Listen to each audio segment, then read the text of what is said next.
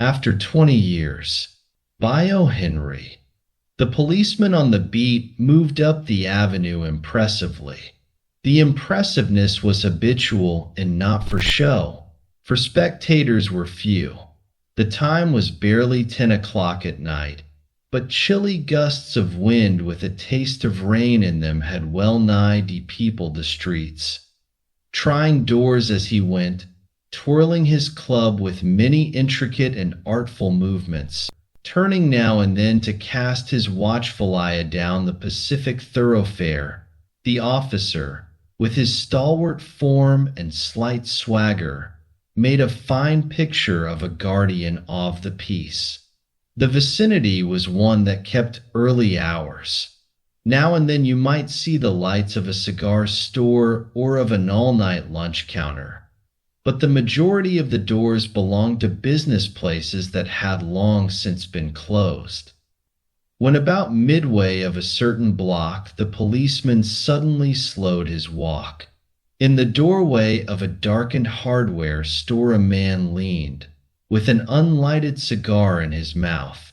As the policeman walked up to him, the man spoke up quickly. "It's all right, officer," he said, reassuringly. "I'm just waiting for a friend. It's an appointment made 20 years ago. Sounds a little funny to you, doesn't it?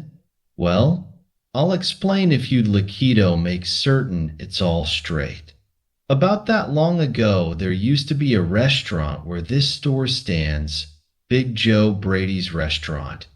Until 5 years ago," said the policeman. "It was torn down then." The man in the doorway struck a match and lit his cigar.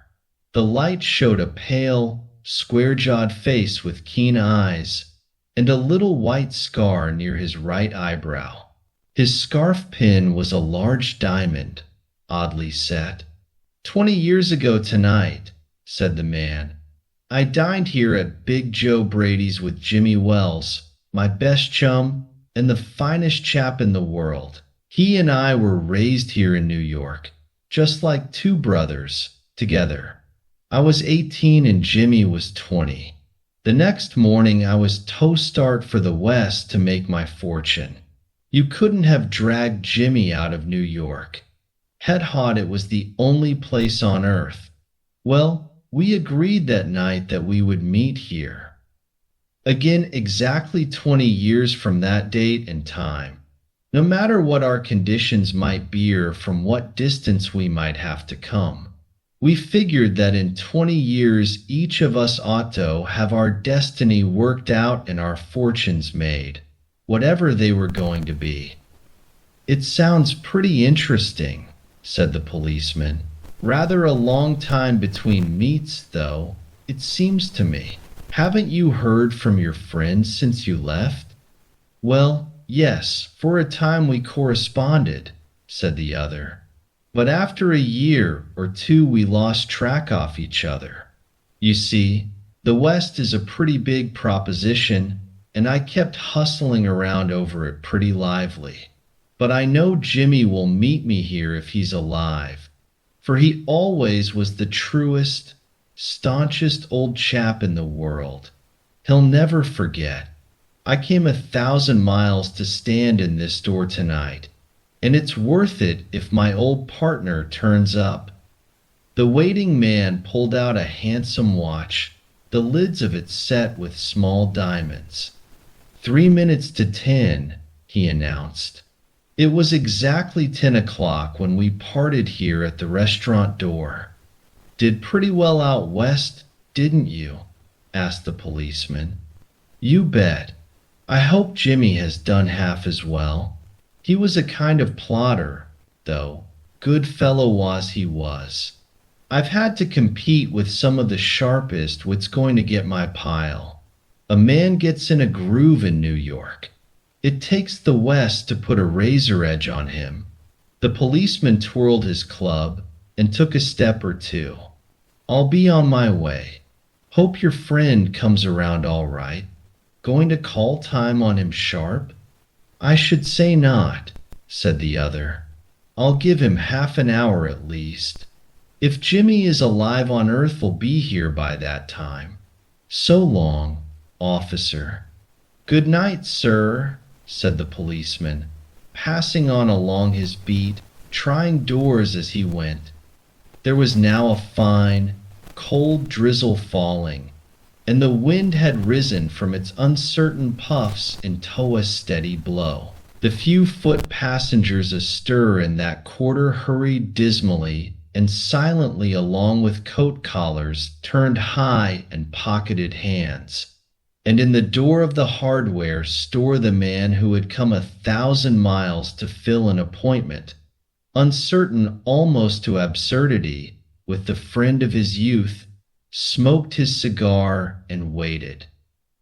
About 20 minutes he waited, and then a tall man in a long overcoat, with collar turned up to his ears, hurried across from the opposite side of the street. He went directly to the waiting man. "Is that you, Bob?" he asked doubtfully. "Is that you, Jimmy Wells?" cried the man in the door. "Bless my heart!"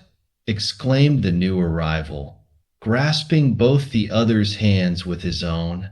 "It's Bob, sure as fate. I was certain I'd find you here if you were still in existence. Well, well, well. 20 years is a long time. The old restaurant's gone, Bob. I wish it had lasted. So we could have had another dinner there. How has the West treated you, old man?" "Bully. It has given me everything I asked it for. You've changed lots, Jimmy. I never thought you were so tall by 2 or 3 inches. Oh, I grew a bit after I was 20. Doing well in New York, Jimmy?" "Moderately. I have a position in one of the city departments. Come on, Bob. We'll go around to a place I know of and have a good long talk about old times." The two men started up the street, arm in arm.